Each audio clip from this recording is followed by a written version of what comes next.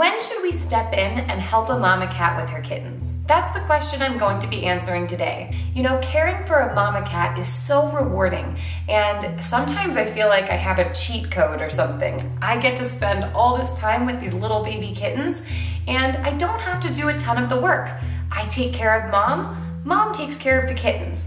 But there are circumstances in which the mom isn't able to help her kittens thrive, and that's when you need to be prepared to step in and lend a hand. What can happen is you take in a mom thinking she's got it all under control, and then all of a sudden, one of the kittens is not thriving. Now what do? Let's talk about it. Hi, excuse me. Oh, I love you. So first of all, you need to be monitoring your kittens every single day, whether they are orphan kittens or mom-raised kittens. One of the most important ways to monitor your kittens is through weighing, and you should be weighing them at least once a day to make sure they're on track. Use a kitchen scale and write down their weight in grams.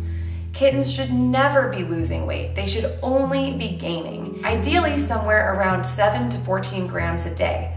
A lot of the time, weight loss or stagnant weight is our first sign that something's going wrong, before we can even tell with our eyes that something is amiss. So weighing allows us to step in and help before things become catastrophic. Another thing you're monitoring is their general health and disposition. Are they active and making age-appropriate movements, or are they listless and lethargic? Do you see them nursing, or do you see that most of the time they're laying far away from mom? Are they showing any signs of disease? All of these things can be signs that the kitten needs more help than mama can give her on her own. So this is Mama Kitten. She's a sweet, torty mama who had a rough start in life. This is her kitten, Baby Fat, and she's an example of a kitten who isn't totally thriving with her mama. We know this because she started dropping weight, which signals that it's time to step in. So how can we help? Well, it depends on the situation. If a kitten isn't gaining weight, it might be because she's not consuming enough calories, either because she's not latching on mom, or maybe mom isn't producing enough milk for her. Sometimes mom is sitting there stubbornly and she's refusing to let them nurse. Sometimes a kitten is hogging the only good teat. Sometimes the kitten just can't latch well for one reason or another. There are lots of different issues that can arise, and when they do, kittens like Baby Fat need to be supplementally fed. That's why it's a good idea to have a kitten bottle and formula on hand, even if you're caring for babies who have a mom, just in case. Maybe the kitten has an upper respiratory infection. You know, when kittens nurse, they breathe through their nose. So if a kitten's nose is clogged up, sometimes she will not be able to nurse. This means you might have to step in and help unclog their nose and break up all that mucus. You can use a baby wipe to clear away active mucus, and if you've got a way to suction some of it out of the nose, that can be a big help too. Talk to a vet immediately about antibiotics, and consider a medicated nebulizer, or even just a saline nebulizer if that's all you have on hand. That's gonna help break up some of that gunk and make it easier for them to breathe.